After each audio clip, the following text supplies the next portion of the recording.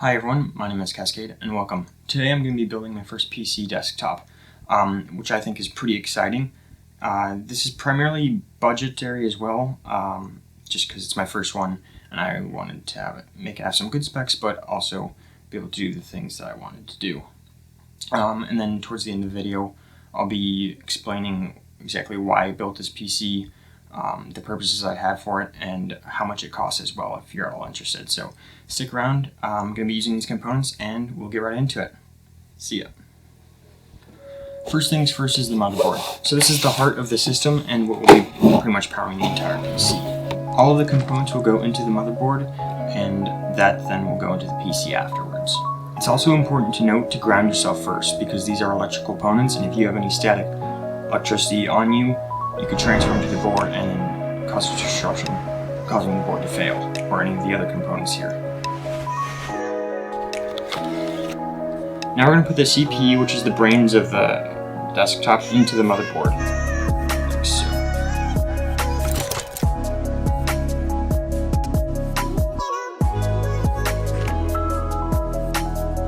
Next, we're going to add the RAM into the motherboard. Now this motherboard calls for it to go into the second and fourth slot if you're just installing two, which I am, so I'm going to do that.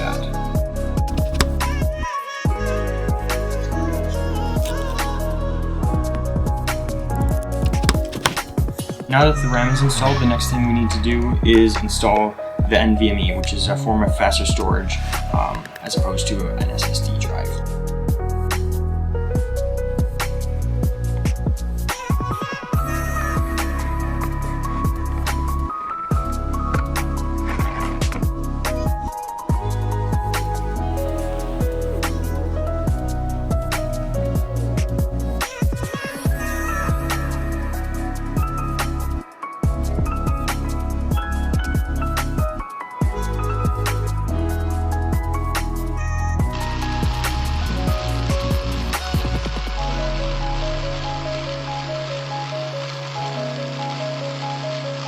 Next, we're going to take the case here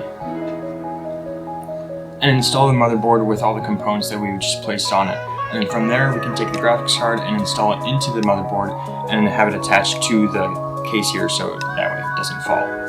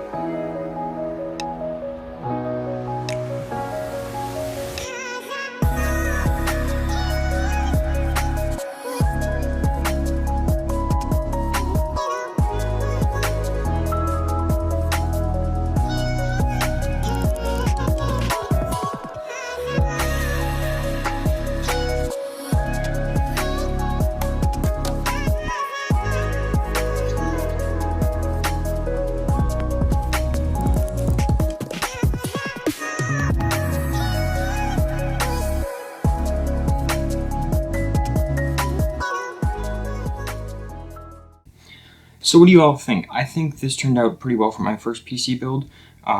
It wasn't as flashy as most of the other ones, but again, it is my first one, so I didn't see any need to go above and beyond, especially because this is a budget PC for me.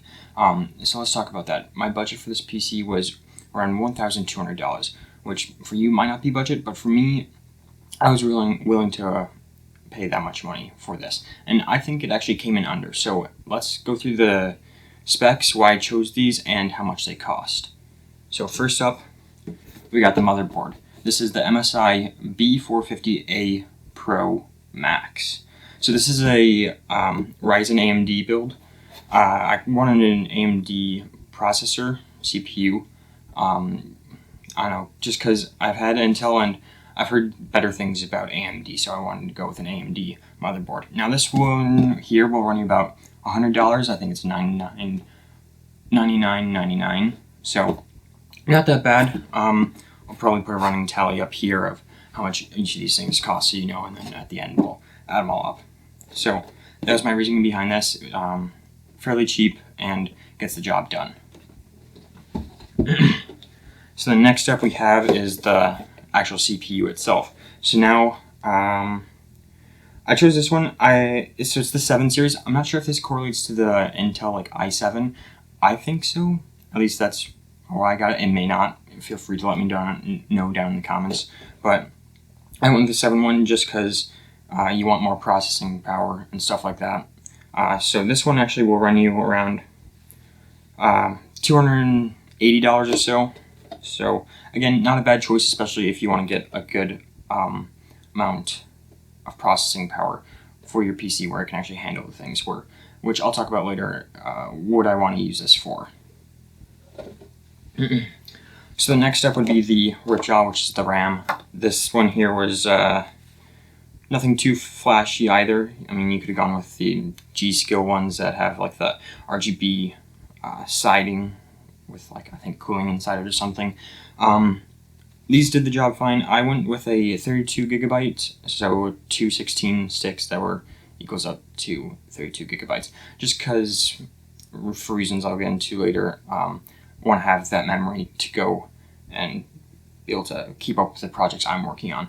So I think this one here costs around $113 or so, and I mean, I had in my cart originally, I think 216 gigabytes, and I was like, I wanted to play it on the safer side and go with the 32 gigabytes just to make sure I had enough stuff for what I wanted to do. And then that brings us into the NVMe, what is this thing called exactly? SSD, I guess. So I went with a simple, just 500 gigabytes here, as opposed to just 100 terabyte, because I got 100 terabyte, 1 terabyte SSD, and this should be sufficient enough for what I'm using it for. I got this, it was around $90 or so, so again, not bad. And then, here we go. One of the bigger expenses, of course, is the graphics card. Now, when I was originally looking, I wanted to get one that was like a 2080, but as you all know, 2080s are super expensive. It'll be interesting to see though what the 3000 series looks like, because that's coming out at the end of the month. So that's exciting. It might drop the prices of the 2080 and stuff, but I stuck with a 2060 EVGA XC series. So it's got RTX, which is good. I've never had that before. And this will run you around $320, so it was on the more expensive side, but for what I do, again, it just made sense for me to go with this. And then here we have the 1 terabyte solid state drive.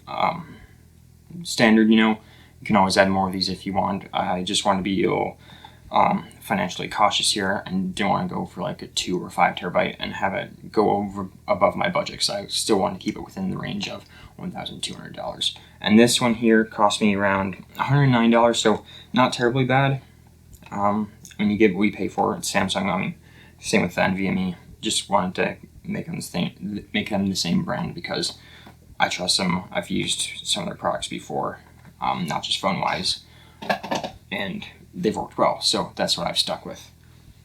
Next up, we've got the power supply, which is the EVGA 600 watt, and it says BA on it, bronze edition power supply. So originally, I knew nothing about this. I had to talk to my friend, and he told me to go with this one just because of peripherals, which I didn't even think about, because when you put them in the cart for, let's say, the PC part picker, which is what I used to create all of these actually, to build a PC, and I sent him the link and he helped me out. So Jack, I just want to thank you for helping me out with this and letting me know that peripherals are included in the wattage for your PC, because I did not know that. And also, this is not sponsored by PC Part Picker. None of these are. These are just all products that I think are good and worked well within my budget, and they were exactly what I wanted, at least up to spec wise and price. So yeah. So this one here will cost you around, what was it, $80 I think. I mean, it will just be up here anyway, but I think $80 for this. So I mean, every computer you need one of these, especially might as well play safe 600 watts, because who knows if I'm gonna add any extra peripherals like what kind of monitor, mouse, keyboard I'm gonna be using with it.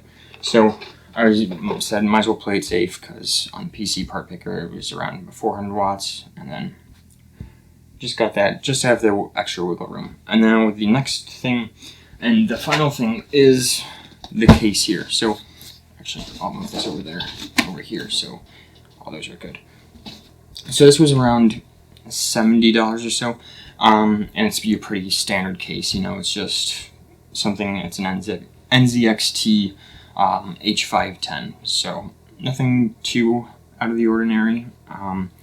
I opted to go for one with the red accent, black with red accent. I don't know why, I just thought it'd be better than an all black one to kind of add some color and some pop to the case, because most of my specs were lackluster in like the RGB area, except for like the CPU, which had the fan that goes onto it.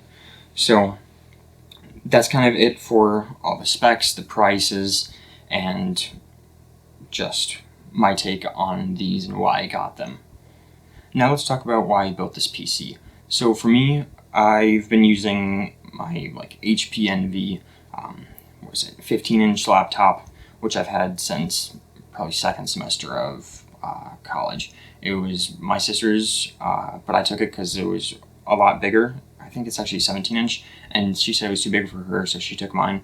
And right now it's kind of like dying out. It's not really doing a whole lot of things I needed to do, so I was like, might as well make this upgrade. It seems like a great investment. So I guess that's number one. It's a great investment for me. I can use it to do the other things I want to do. Now, what are those? As you can see with like the graphics card gaming, that's part of it. Another thing I want to do is video editing, because the laptop I edit on right now, the playback on it is just horrendous. It's not smooth at all. It's super jittery.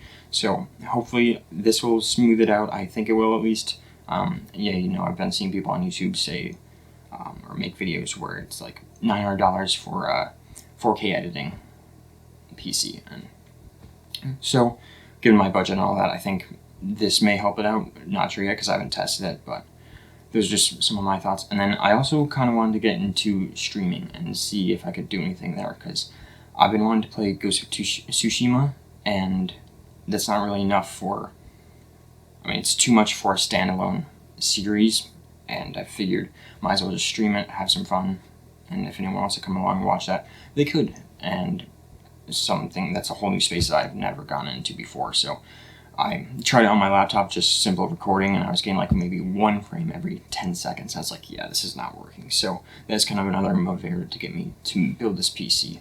And that just goes along with the other reasons that I listed before. Thank you guys for watching this video. I hope you guys found it informal, and if you ever want to build a PC of your own, you could use this as a model, kind of use PC Part Picker as well to get some of the specs down, build out the budget, and it's a really great because it shows you how much it costs and if the parts are compatible as well. Again, this isn't sponsored or anything, but I just found it really helpful, and it's something that my friend suggested to me when I was looking to build this. And it turned out really well because it showed all the prices, exactly what you needed, and if there were any problems with the PC in general, like if you were to get a motherboard that was maybe Intel and you want an AMD chip, but those weren't compatible, it would tell you that. So that's something important if you're looking at it. And if you're not, I just hope you found this enjoyable, because I certainly had fun making it. I mean, it was a bit of a slog just because of videoing it as well. With all that said, I look forward to making better content for you guys, and I'll see you guys in the next one. Bye.